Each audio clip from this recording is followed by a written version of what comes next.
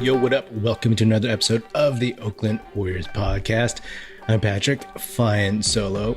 So the Warriors are now 3-1 in the preseason. They actually smacked the Portland Trailblazers at Chase Center 131-98.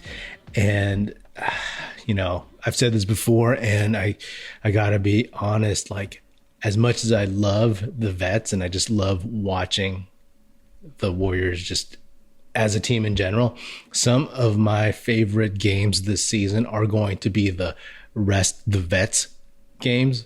The ones where, Steph needs rest. Obviously, Draymond is out. Clay is out. Wiggins is out. And even Poole is out. And you get to see the young guys do their thing. And when I heard before the game that all those dudes were not playing, I was like, oh, awesome. We're going to get a ton of Wiseman, Moody, Kuminga, PBJ, and even some Rollins. And honestly, they didn't disappoint. I've always talked about how much I love homegrown talent. And for me, this is what it's really, really all about. Seeing these guys develop, seeing them kind of grow year to year, and you can just sense it, right? And they played a Portland team that was missing Dame Lillard, but pretty much just Dame Lillard. And so I think it's pretty encouraging that they held up so well. Honestly, like starting from the top, James Wiseman against just seeing him play the various starting centers in the league, especially big, strong guys like Nurkic.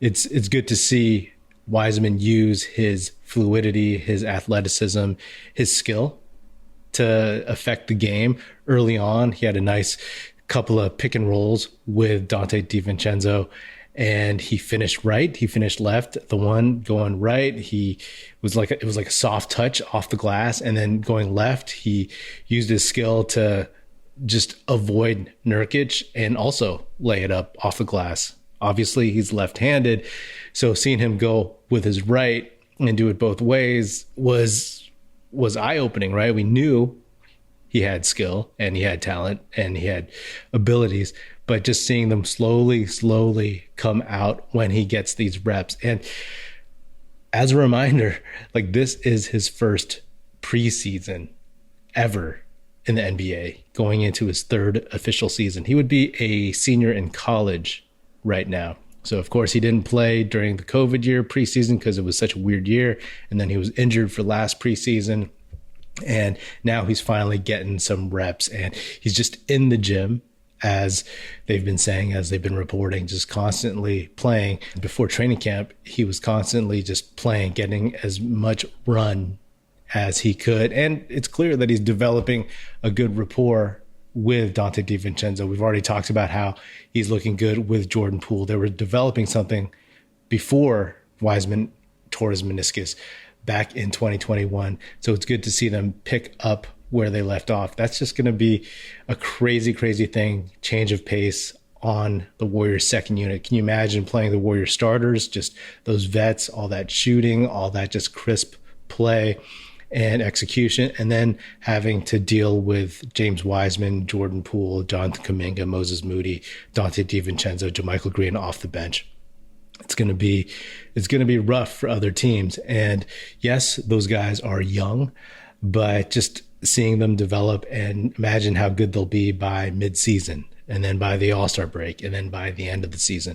So those are the things I think the Warriors are fully aware of. And while there may be some hand-wringing, there may be some people doubting how those young dudes look right now and how they'll be able to contribute come the playoffs, the Warriors definitely have a plan for that. What you see now is not what you're going to see 6 months from now, 8 months from now, So just enjoy that ride, because, it's going to be really, really interesting to see how these kids grow up basically right before our eyes. And the good thing about seeing them play against a team like the Blazers also have a bunch of young guys. And then all of a sudden it's like, James Wiseman, when he first came in the league, he was the youngest guy on the court. and now he's not. So they're playing amongst some of their peers, some of the guys in their age group, guys they probably played against in high school, in AAU, maybe even in college at some point. So that level of preparation, that level of confidence is there, and you can tell that continues to grow. Wiseman, on the broadcast, Kalena Azubuike mentioned that Wiseman went to therapy while he was out with his injuries. And I think that's a great thing, for such a young dude to actually really, really understand that he needs to kind of just sort through the emotions, the feelings of whatever the downers are of being out for, almost 2 years, missing a whole year and a half of basketball. So I think that's good. And, on the court, also, he hit the majority of his free throws. He was 6 for 7.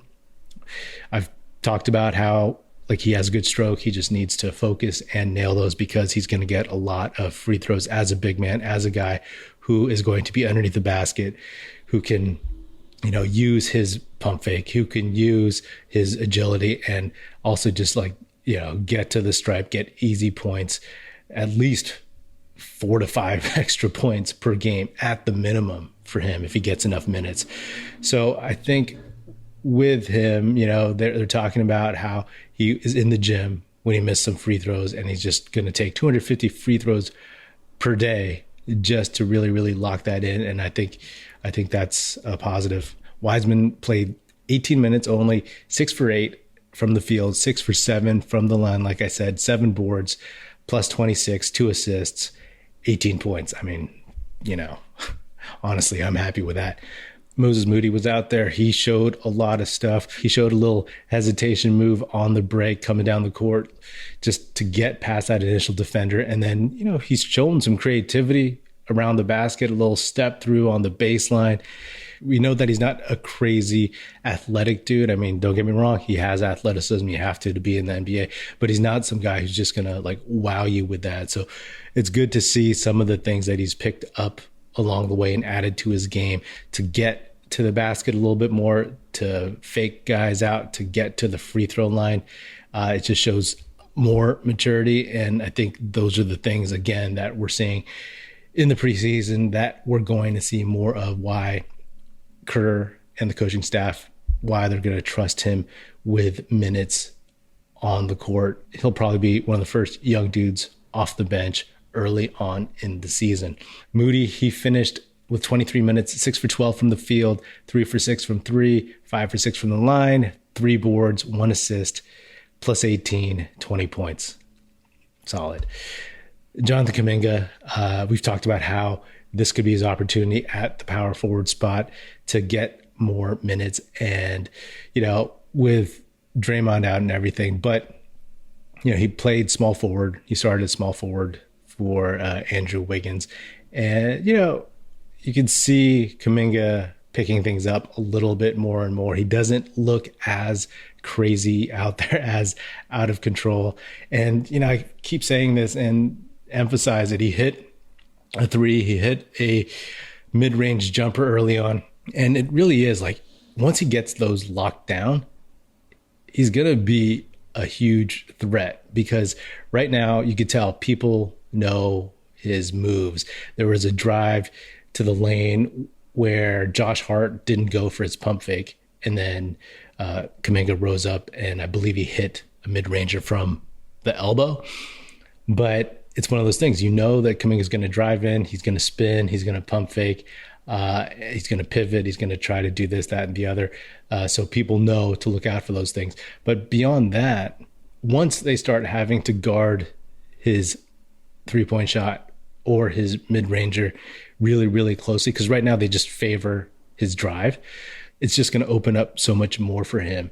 So as he develops those things, just, watch out. On the defensive end, he's always active. I love how he's taking on the challenge every single time.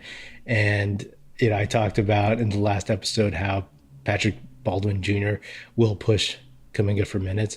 I think one of the things is that Kuminga is going to be always superior defensively just because of his athleticism and his strength and his toughness and his ability to play several positions more so than Patrick Baldwin Jr.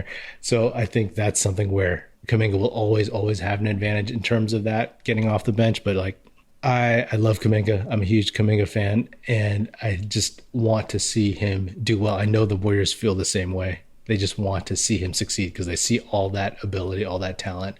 And I think that, Kuminga, his ability to play 3, 4, 5, and then guard pretty much like 1 through 5, small fives, that's going to be a huge advantage for him moving forward. His line was 24 minutes, only shot 3 for 9, 1 for 5 from 3. Okay, so like I said, he needs to work on that. 3 for 4 from the line, plus 31, 10 points, 3 boards, 1 assist. So not the greatest line, but still, the eye test shows you that he's working hard, that he's going to get out there eventually. Patrick Baldwin Jr., he didn't shoot as well in this game. He was only 1 for 6, 1 for 4 from 3. And, he got burned quite a few times on defense.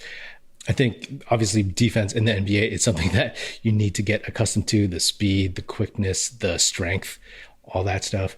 He played some center in this one, guarding down low. And you could tell that was something that he needs to get used to. Like, he was trying put your hands straight up, go straight up, and not try to pick up cheap fouls. But he picked up cheap fouls. He needs to work on his technique in that respect. He was still kind of putting his hands up and moving into players, or allowing other players to kind of move into him. So he needs to work on that. But again, like, these guys, these young guys in general, but especially PBJ and Ryan Rollins, they're going to have plus games, minus games, where it's just like, well, showed some promise, and other games show, they definitely need some work. Ryan Rollins needs seasoning, but I love seeing him on the court. He just looks like a basketball player. He has those kind of intangibles, he just knows how to play. He knows how to do things. He hit a couple mid-rangers, and he got to the cup, and, you could see that he was just trying more things out. He got a lot more minutes. He played 16 minutes, 5 for 7 from the field, 1 for 2 from 3, 1 for 2 from the line, 5 fouls. So, that's not surprising, but he had 5 assists and 2 steals, 12 points. So he's just got a good feel for the game. He has a good vibe about him when he's out there. He looks confident and just good instincts. So those are things that, you just want to see from somebody who's a second rounder, like that they know how to play basketball, right? Like, if you want to go back to someone like Jacob Evans III, like, you never got a sense that he really like knew how to play in the NBA, that he was like, that there was something special. With Patrick McCaw early on, like in preseason, his rookie year, you felt like there was something there. It's just that obviously that relationship soured and he never improved. And I just read that he's playing for the Sixers G League team. But with McCaw, his first preseason, he was doing some things where it was like, okay, this guy can give you minutes. And obviously he ended up being able to do that in the playoffs for the Warriors.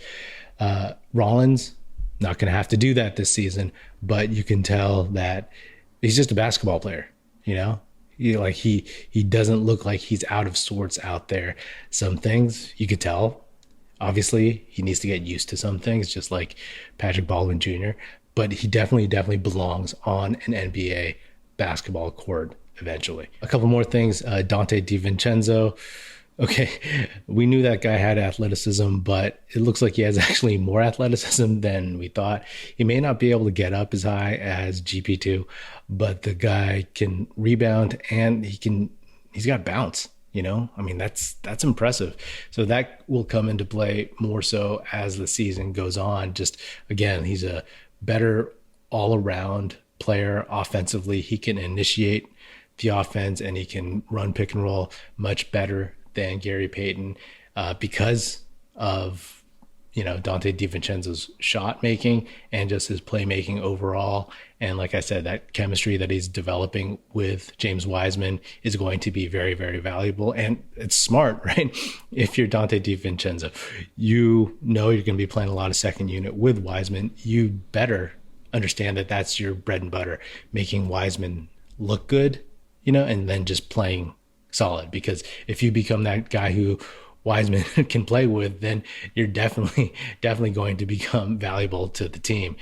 Whether or not the Warriors are seeing Donte Divincenzo as somebody they can keep past this season remains to be seen, right? Because obviously he's somebody who's just trying to rehab his value, which is what a lot of people do with the Warriors. I mean, that's what they've been doing since the dynasty kind of got into its third, fourth year, right? Picking up these guys who, are willing to take a little bit less to kind of either chase a ring or bump up their value for the next contract.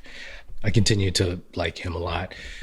JaMychal Green, showing again, he's a good pickup.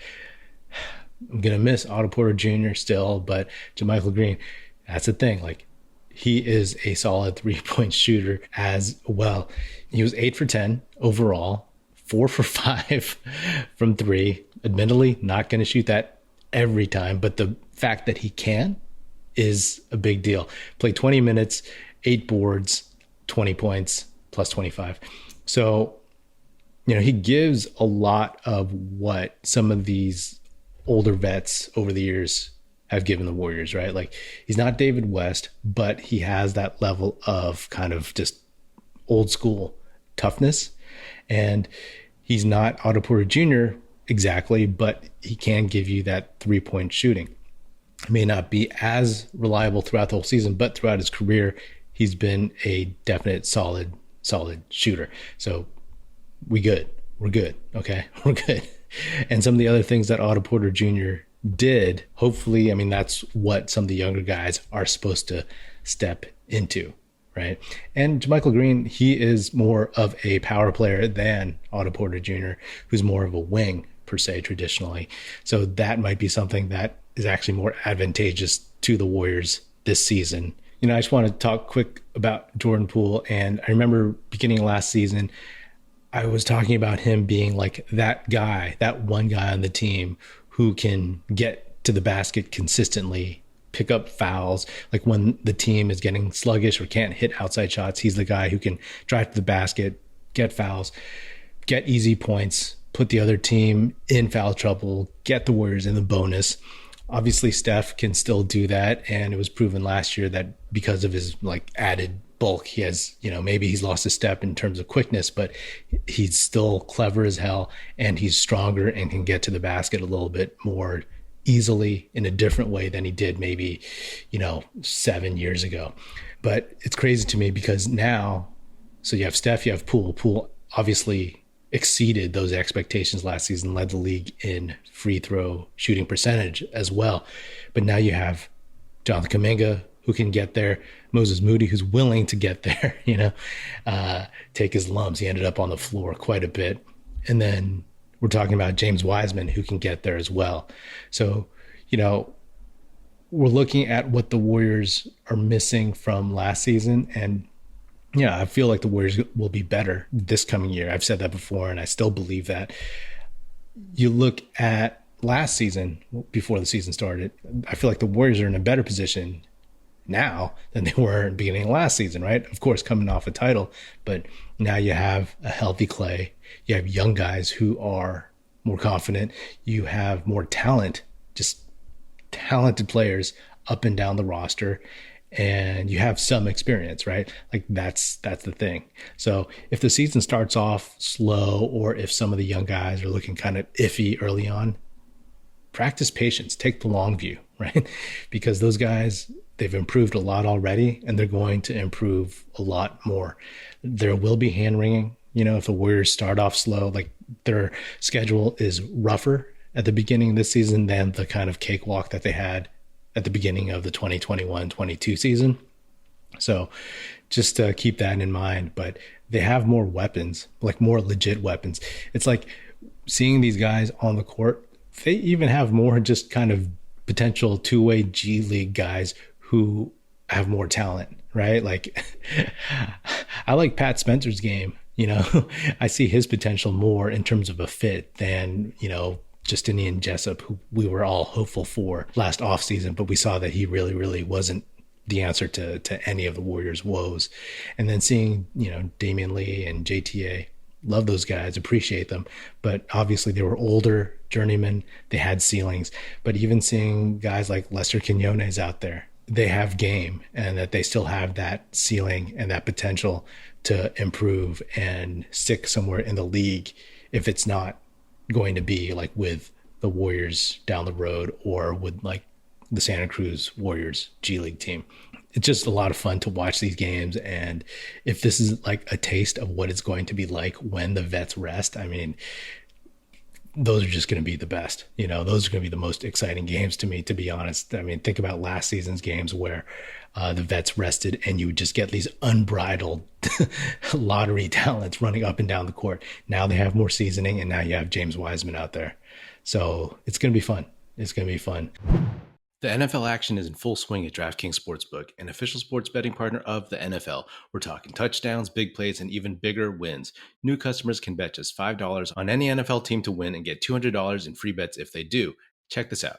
In addition to the usual bets, everyone can boost their winnings with DraftKings stepped-up same-game parlays. I think I'm going to have to put my money on Jimmy G and the Niners. To make things even sweeter, you can throw down on stepped-up same-game parlays once per game day all season long. Download the DraftKings Sportsbook app now and use promo code TBPN to get $200 in free bets if your team wins when you place a $5 bet on any football game. That's code TBPN only at DraftKings Sportsbook, an official sports betting partner of the NFL. Minimum age and eligibility restrictions apply. See show notes for details. I also do want to just address the announcement that Draymond Green is coming back on Thursday. He will be fined, but not suspended. He's coming back Thursday and he'll play Friday. He will not be suspended for any of the regular season, which starts next week. He's going to play against the Nuggets at home in the preseason finale. And honestly, like, this is what the Warriors said they were going to do last Thursday, when the news first came out. And it's clear that their strategy was to kind of let it subside a little bit as much as possible, take as much time as they could, and then to announce that they were just going to do the same thing that they were going to do anyway. And Steve Kerr talked about how a lot of this decision was from not just like the Warriors brass, the coaches, the players, but from the vets. And we'd heard that initially, before the video came out, that the vets didn't want Draymond to miss opening night, ring night, all that stuff. And that this is something that kind of just happens. Again, I'm not going to litigate that. I've talked about how disappointing this whole thing is and how I was happy originally that there was no video, because it would just become a circus. And that's what happened. That's what it did. It's a circus. And you see it now, all the people reacting to the decision, right? Saying that it's hypocritical, or that it's a slap on the wrist, or that all they really care about is winning, or that, whatever. I don't think everything's going to be just perfect all over again. I think that there is some damage there. I think Kerr mentioned that the culture has taken a hit. It'll take a while to repair that. And I 100% think that's a reality. I think Draymond is probably still on thin ice with some of the players in terms of like, just please don't screw something up again, right? Like a couple seasons ago where the Warriors, they lost that game in Charlotte because Draymond, lost it and got kicked out of the game, got a technical, and gave the Hornets like a few final shots. So, if he starts costing them games again, then that will be an issue. But I think it's important. I mean, I've always said it depends on how Poole feels. He doesn't have to talk about it. And I'm sure they're going to try to avoid having him talk about it. I'm sure eventually, like in his first presser, his first media availability, he'll be asked about it. And I'm sure he has a canned response from the PR department about how to move on. And I can't wait to hear that. I guess I'm looking at this more of like how it's going to affect the team. And I think this is an opportunity to kind of just like say, hey, this is us as a team internally. We're going to use this to maybe strengthen our bond and move forward and rely on each other and hold each other accountable on the inside. People are going to continue to call out this decision.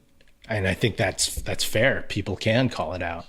But I think for the Warriors in general, putting this behind them, if that meant suspending Draymond for 5 games, then great. That is putting it behind them. I don't really care about ring night in that respect. Like if they think Draymond deserves to be there or if he doesn't deserve to be there.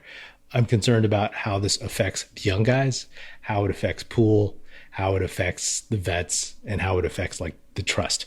Right now, it seems like the first step is to make a decision, which they have, and then start moving forward from that. I'm very curious to see how this goes. We don't know how this affects some of the young guys. We don't know in what regard some of the younger dudes hold Draymond after this. You know, it might just be like they're around him all the time. They might just be like, okay, you know, he crossed the line like crazy, but like it's not out of the realm of, you know, what could happen, what happens, right? We've heard a lot of that chatter. So it's tough. It's tough. I guess I'm impressed that the Warriors like stuck to their guns and did what they said they were going to do a week ago before the video came out. That shows some real like confidence in what you believe in. Do I agree with it? I don't know. You know, like, am I surprised? Like I said, I'm not.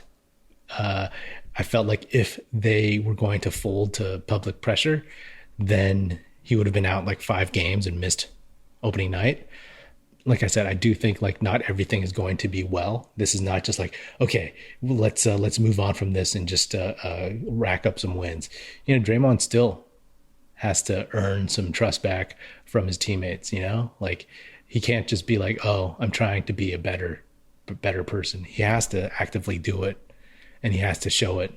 And his fire on the court has to be there, but he can't cost them games. He can't cost them wins, stuff like that. So I don't know. I'm sure I'll have more thoughts on this as time goes, but I'm tired of talking about this stuff.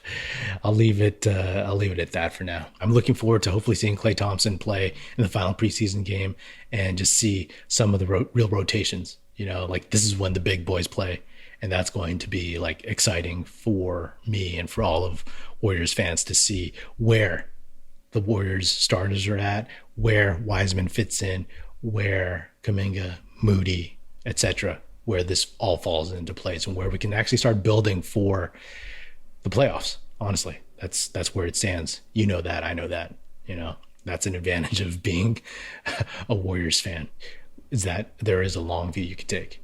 So anyway, that's all I got for now.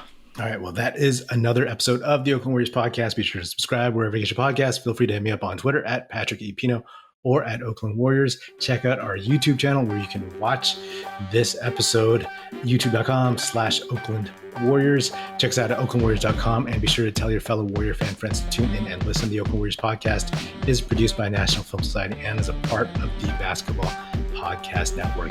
And if you're so inclined, please do leave us a 5-star rating on Spotify and Apple Podcasts. And if you want to leave us a nice review saying good stuff about the show on Apple Podcasts, that would be hugely appreciated, and it would be very, very helpful. Thanks.